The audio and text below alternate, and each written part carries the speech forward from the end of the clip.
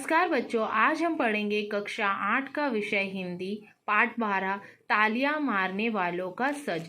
ये लेखक है ज्ञान चतुर्वेदी, जिनका जन्म सन 1952 ईस्वी में हुआ था। अब तालियां मारने वालों का सच। अब ताली वो बेटा प्रशंसा में भी मारते या किसी लोगों को क्या करते ऊपर चढ़ाने के लिए भी क्या करते तालियां बजाते। ज्ञान चतुर्वेदी का जन्म झांसी के मोरानीपुर नामक कस्बे में हुआ था। इन्होंने रीवा में MBBS MD तक की शिक्षा प्राप्त की। इन्होंने 400 से अधिक व्यंग लेख लिखे। व्यंग करना मतलब किसी पर व्यंग करना, उसका कटाक्ष करना। इनके व्यंग प्रतिष्ठित पत्र पत्रिकाओं में प्रकाशित होते रहे। प्रेम कथा, दंगे में मुर्दा, बिसात बिछी है, खामोश, मेरी 51 व्यंग रचनाएं, नरक यात्रा, बारामासी, मारीचिका आदि इनके प्रमुख व्यंग संकलन हैं। इन्हें चक्कसल पुरस्कार और कई राष्ट्रीय पुरस्कार प्राप्त है। प्रस्तुत हास्य व्यंग में व्यंगर क्या कहते हैं। अब देखो ये हास्य है मतलब हंसने वाली कथा, और ये हमारे देखो ज्ञान चतुर्वेदी कि बेलाग बोलने का समय आ गया है, परंतु लोग सच बोलने की उम्मीद दूसरों से करते हैं। अब यहाँ के पढ़ाया इस पाठ में हम पढ़ेंगे कि लोग सच बोलने की उम्मीद दूसरों से करते हैं, खुद सच नहीं बोलते हैं। वे चाहते हैं कि उनकी लड़ाई कोई और लड़ ले। अपनी हानि के भय से वे स्वयं गलत को गलत नहीं कहते। व्यंग्यकार कहते हैं कि इस तरह की दुनियादारी वाले लोग दुनिया नहीं बदल सकते हैं। तो देखिए अब हम शुरू करते हैं पाठ को। मुझे एक समारोह में बुलाने का निमंत्रण था। किसको बेटा? ज्ञान चतुर्वेदी जो थे हमारे लेखक, वो बोल रहे हैं मुझे एक समारोह में, जहाँ समारोह होता है आपने देखा ना बेटा, वहाँ उनको निमंत्रण दिया था मतलब बुलाया था।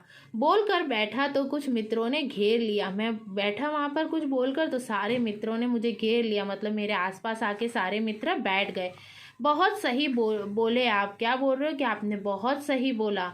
एक ने कहा हम तो आपको ही सुनने आए थे। एक क्या बोल रहा है कि हम तो आपको ही सुनने आए थे, आपने बहुत अच्छा सच बोला। मज़ा बांध दिया साहब आपने, आपकी बातों ने तो क्या किया, मज़ा बांध दिया। और एक ने कहा खूब खरी खरी सुना दी आपने, आपने बहुत खरी मतलब जो सच बात थी वो सुनाई। एक बोले चल पड़ी बातें, मतलब आपकी बातें इस पूरे समारोह में क्या होगी बेटा, चल पड़ी। आप डरते नहीं, आप डरते नहीं, सच कह ही डालते। अब लेखक को बोलते कि आप डरते नहीं हो, आपने तो क्या कहा, सच कहा। रुकते नहीं, सच को बोलने से रुकते नहीं।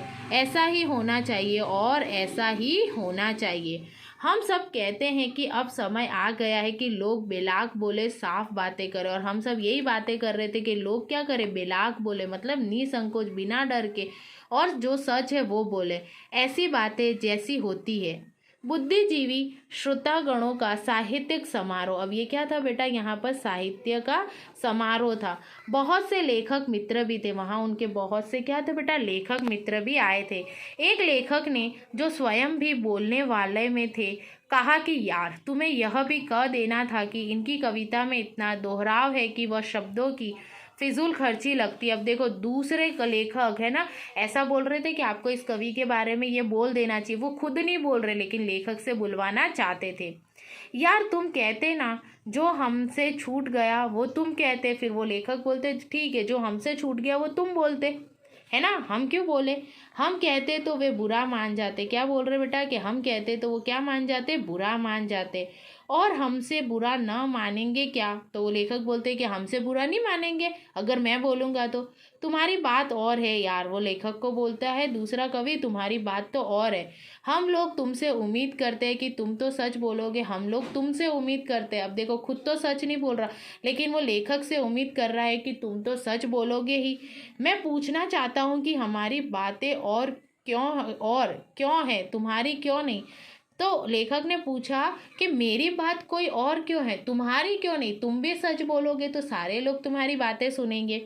स्वयं आप साफ क्यों नहीं बोल पाते, आप खुद सच क्यों नहीं लिख पाते। अब वो बोल रहे कि आप खुद स्वयं सच क्यों नहीं बोल सकते हो, आप खुद स्वयं सच क्यों नहीं लिख पाते, स्पष्ट क्यों नहीं कहते हैं कि आपको क्या गलत लगता है, और आप क्यों स्पष्ट नहीं कह सकते हो कि आपको कौन सी चीज़ उसमें गलत लगी और क्यों लगी। इसका तो आप पता कर सकते हो ना, लगा सकते हो। पता है कि गलत है तो गलत के बारे में गलत ही बोलो ना, आप क्यों नहीं बोल रहे हो, आप क्यों बुरा नहीं बनना चाहते। पता है कि ठीक नहीं हो रहा, आपको पता है कि ये चीज़ ठीक नहीं हो रही है, बुरा भी लग रहा है पर बोलने को राज़ी नहीं, आपको बुरा लग रहा है लेकिन सच बोलने को आप राज़ी नहीं हो। चाह रहे हैं कि कोई और यही बात कह दे और आप ये इच्छा करते हो कि कोई और आपके बारे के लिए ये बोले। अभी 50 गलत काम उससे निकलने हैं। अब 50 काम है उससे निकलवाने भाई गलत काम, इसलिए आप उसके बारे में कुछ नहीं बोल रहे, इसलिए कैसे तो विरोध करें, इसीलिए आप उसका विरोध नहीं कर रहे क्योंकि आपको उससे बहुत सारे काम निकलवाने। काम के आदमी से पंगा लेना ठीक नहीं है। फिर वो बोलते हैं कि जो काम का आदमी होता है उससे पंगा लेना ठीक बात नहीं, ये दूसरा लेखक बोल रहा है। फिर आज काम के ना भी हो पर कल तो हो सकते हैं ना। फिर बोले क्या पता आज काम नहीं आ रहे पर कल तो वो लोग काम आएंगे अगर किसके बारे में हम बुराई करेंगे। हिंदुस्तान में किस आदमी की कब उचट कर कहाँ लग जाए और कब वह जो कल तक जूतियाँ चटखाता घूमता था जूते चलाने की पोजीशन में पहुंच जाए पता चलता है क्या। अब ये क्या बोल रहे हैं बेटा कि हिंदुस्तान के अंदर कब किसकी काया पलट जाए, कौन गरीब हो जाए कौन अमीर हो जाए, कब उसके जीवन में कोई सुख आए दुख आए। तो ऐसा ना हो कि जो जूतियाँ पटकता था मतलब अच्छे ठाट बाट से चलता था उसको भी जूतियाँ साफ करने की नौबत आ जाए। इसलिए गलत के विरुद्ध ना तो खड़े होंगे ना बोलेंगे। वो बोल रहा है दूसरा कवि कि ना तो मैं ना विरुद्ध के लड़ूंगा गलत के लिए और ना मैं बोलूंगा। हाँ, चाहेंगे अवश्य कि उनकी बात कोई और बोल दे, लेकिन इतना है कि हमारी बात कोई और बोल दे ये हम चाहते हैं। उनकी लड़ाई कोई और लड़ ले मज़ा आ जाएगा। बोले हमारी लड़ाई कोई और लड़ ले मतलब खुद तो स्वयं। यहाँ देखो बेटा लेखक नहीं, हमारा लेखक तो सच बता रहा है, ज्ञान चतुर्वेदी तो सच बोलते, लेकिन दूसरे लेखक और कवि क्या बोल रहे हैं कि हमारी लड़ाई कोई और लड़े, हम नहीं सच बोलेंगे। क्या स्पष्ट बोल दिया आपने, वाह साहब। बोले क्या आपने स्पष्ट बोला, बहुत अच्छा। अब बातें साफ ही करनी होगी वरना यह दुनिया जीने लायक नहीं रह जाएगी। अब बातों को स्पष्ट करना होगा नहीं तो ये दुनिया जीने लायक नहीं रहेगी।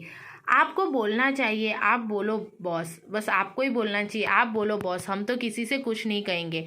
आप इसके विरुद्ध लिखो, आप ही लिखो इसके विरुद्ध, हम चुप रहेंगे पर आप बोलो, आप बोलो। लेखक को बोल रहे, ज्ञान चतुर्वेदी को बोल रहे आप बोलो। क्यों? क्योंकि आप बिना डरे सच को बोलते हो, तो आप लिखो, हम कुछ नहीं बोलेंगे।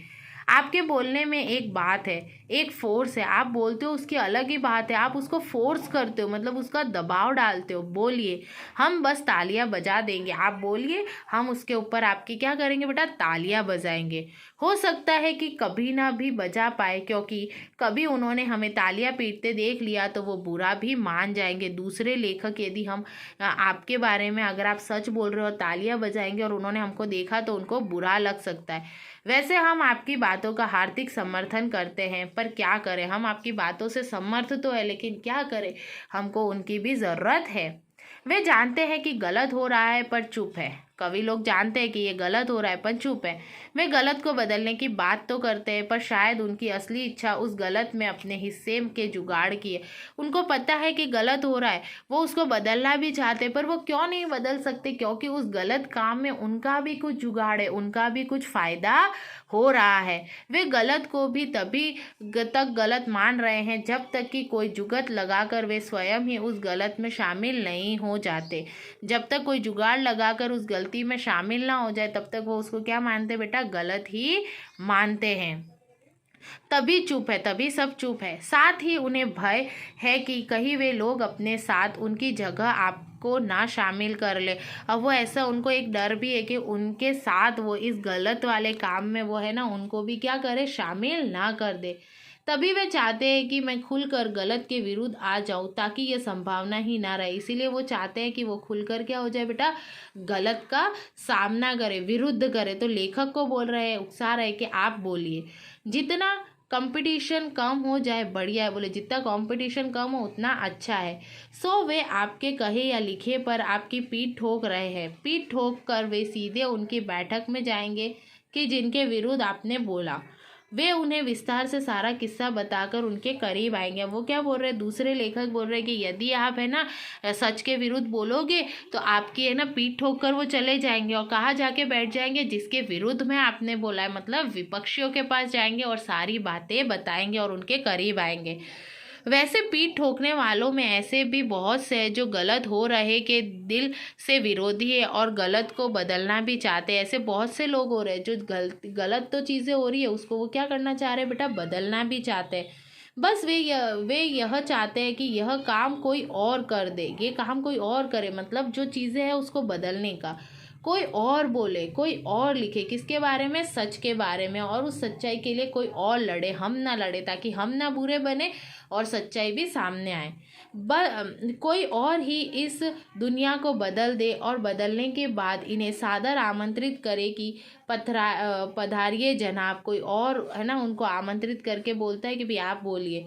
बिछा दे जाजम कोई और ये उस पर बैठे लेटे, लोटे पाँव पसारे। जाजम होता है ना बेटा, जब बुलाते तो लाल कलर का बनाते। वे गलत को बदलना चाहते हैं, उनका बस चले तो वो गलत की खटिया खड़ी भी कर देते। कुछ लेखक और कवि ऐसे जो गलत को बदलना भी चाहते, लेकिन वो बदल नहीं सकते, पर ऐसा करते नहीं हैं। वे दूसरों के जरिए कोशिश करना चाहते, वो दूसरों को कहना चाहते कि आप सच का पता लगाइए, ठीक है।